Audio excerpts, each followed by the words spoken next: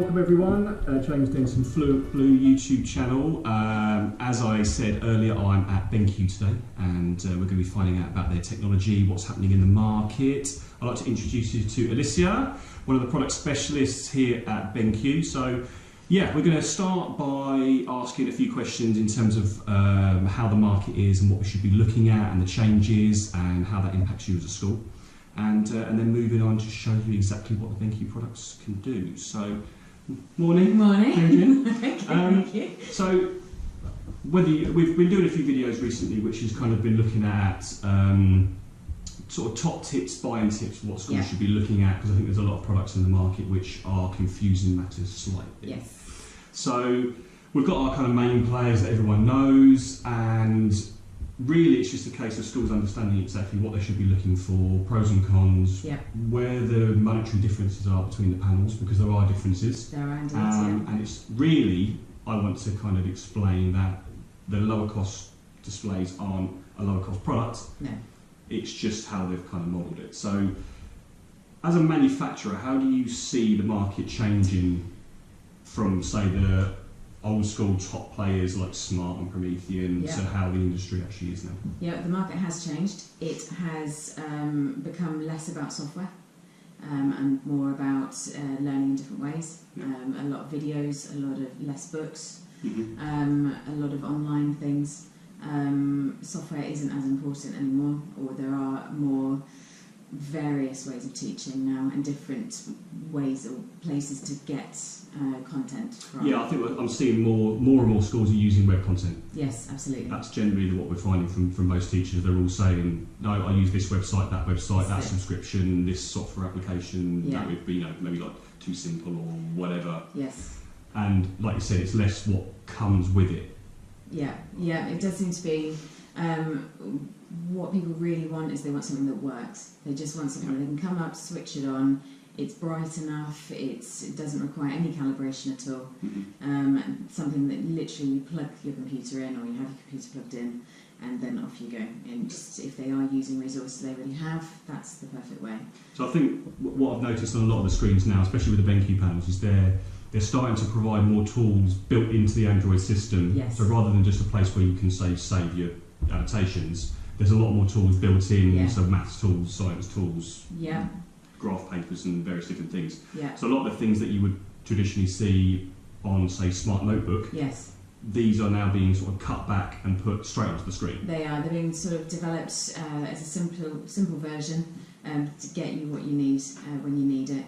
It's very much instant, no software to learn, that kind of feel to it.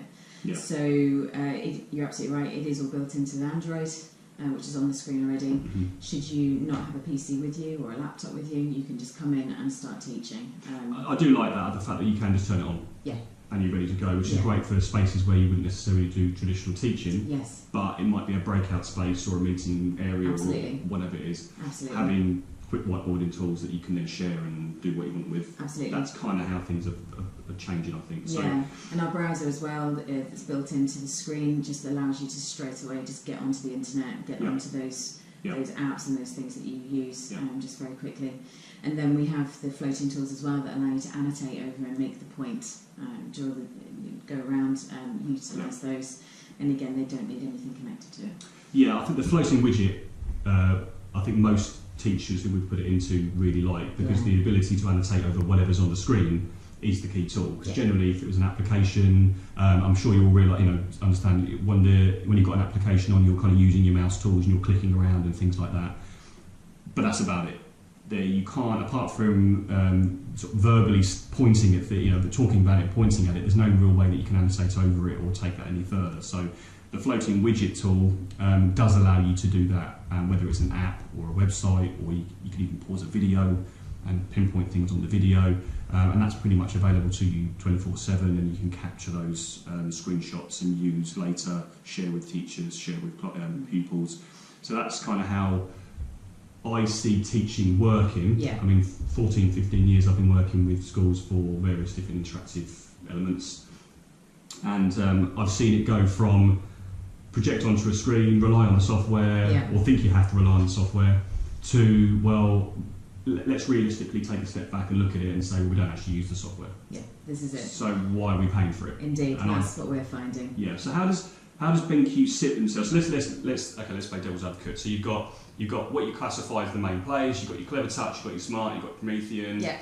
And so if you had to pitch against them, I'll put you on the spot now. Yeah. If you had to pitch against them, where would you sit yourself? Well, funnily enough, BenQ has been increasing market share and increasing quite rapidly. Yeah. People are seeing the benefit of having a decent quality screen that is a plug-in, no software required with drivers, which is really handy for IT. And the price point as well allows, without that software, although we do obviously give a light version of software should you need it, we position ourselves, we are now third in the marketplace. Okay. So we are very close behind, I would say, quality-wise, as Clever Touch. I would say Smart has its own kind of sort of proposition because of its software, and it's also still a software-driven thing. That's still their selling point. It's a traditional name, I suppose. Yeah. Promethean have gone further. They've done quite a bit with what they've tried to achieve. Yeah. But we're finding that BenQ ticks all the boxes. It works with Chromebooks. It works with any application at all. Yeah. It's agnostic. It's just there. Whatever you want to drive, it's ready to use. Yeah. And I think that's where I'm seeing the market going. Yeah. I think so. If you're an interactive whiteboard user and you need to be looking at, you're thinking about upgrading your AV and looking at doing things like that. The only sort of piece of advice I would give is actually have a look how the users use the products, because if they're just projecting onto it and that's about it, then a full software wrap solution probably isn't going to be something you're going to have value for. So it's a little bit of work, of course, but trying to find out the individual teaching requirements is actually key. With BenQ, for example, they have a couple of variants, which we'll talk about. One that's slightly cut down, but you're still going to get all the amazing tools, and one that has a little bit more depth and a few more options. But you might find that you will have a blend of displays, same manufacturer potentially, but you'll have a blend of screens dependent on what environment you're putting into. That might even go down to the installation requirements, where you might have a fixed height in one room, where you might want height adjustability for the younger years. So again, talking to Fluentblu and our specialists, we can advise you and actually make sure it's fit for purpose, rather than something that just has to fit you as a school and you have to work around it. We want to make it so it works for you. So personally, we provide all the screens. Yeah.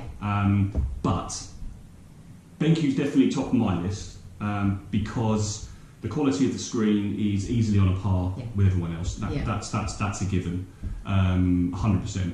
But what I like is the fact that you're not paying for something that you potentially won't use, i.e. all the software and all these other things that come with it. Yeah. And I think out of all of them, I think BenQ have listened to the market probably slightly better, which has helped them design something which is fit for purpose. Yeah. Schools will use 100% of. Yeah. And then it frees up significant amounts of money for you to spend on software and website subscriptions or other technology that you want to put on. Yeah. I think that's the critical point of view. It is. We do listen to our customers.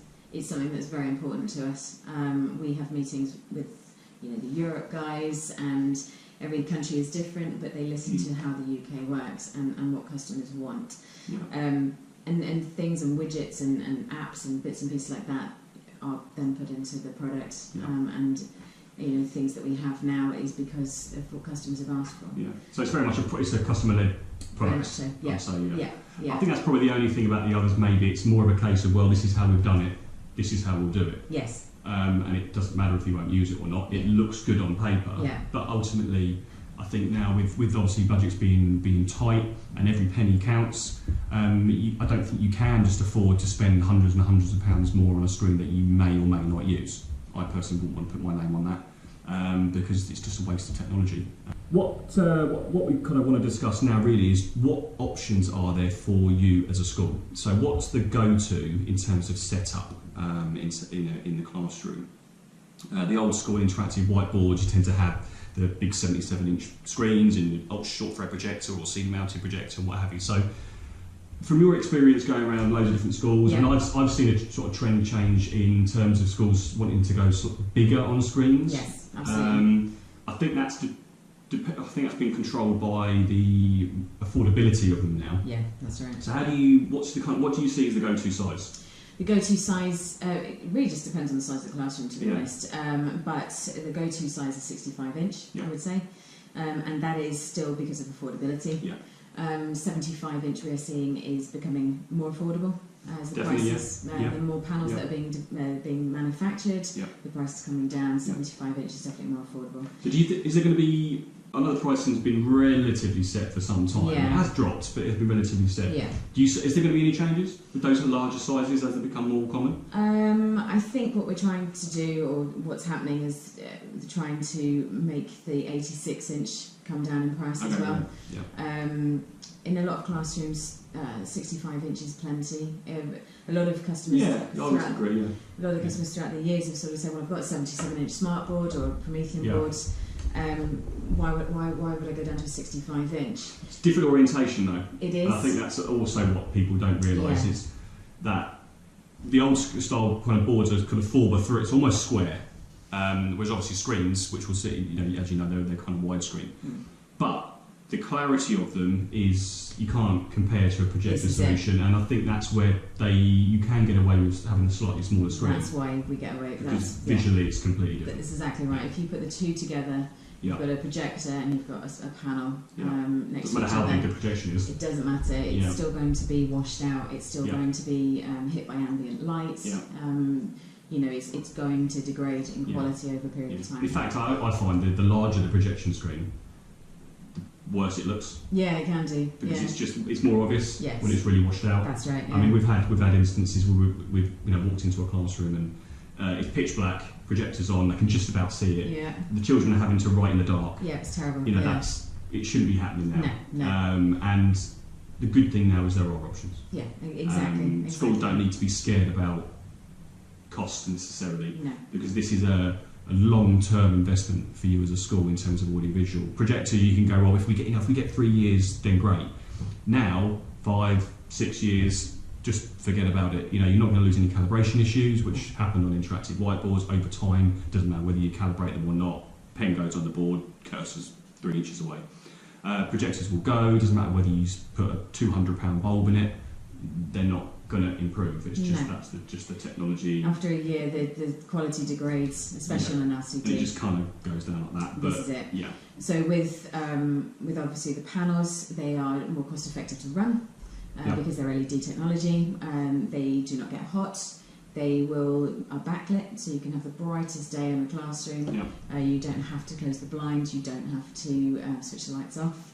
Children can actually write. And see what they're writing. Exactly. It's a silly thing, but ignoring the technology and what it does, we just have teachers go, we're so happy that we don't have to close the blinds and turn the lights off, which is ridiculous. Yeah. But that's how they had to teach. And this is the thing, and this is why this technology is so much better for the classrooms. So what we're going to be doing now is giving Alicia the opportunity to showcase the RP, and what size are we going to be seeing? This is the RP 7501, so it's 75 inches. Okay, so we're going to be sort of showcasing you exactly what the tools are, how it all kind of works. They're very similar between the RM and RP. They look slightly different, but the fundamentals are the same. The navigation might be ever so slightly different, but fundamentally it's the kind of main core things. So what I'm going to do is pass it over to Alicia, and she's going to give you a lovely rundown of the new screen. So stay put, make yourself a cup of tea, and next video is going to be all about the screen itself. So thank you very much. So thank you very much for watching. Like I said, any questions, pop them in the comments below. If you'd like to get that loan unit sorted out with demonstration, give us a call, get in contact with us. So thank you very much for watching again. Don't forget to subscribe, and there's going to be plenty more content coming up over the next couple of months. So thank you very much, and we'll speak to you soon. Thank you.